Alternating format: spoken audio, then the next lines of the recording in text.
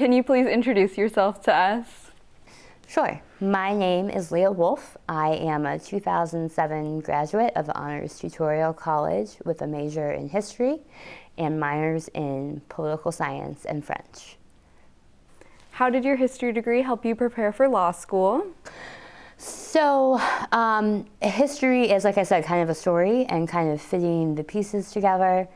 And that's basically what the law is too. When you have to litigate a case, you have to figure out the facts of the case and then how the law kind of overlays with them and comes up with an outcome, basically.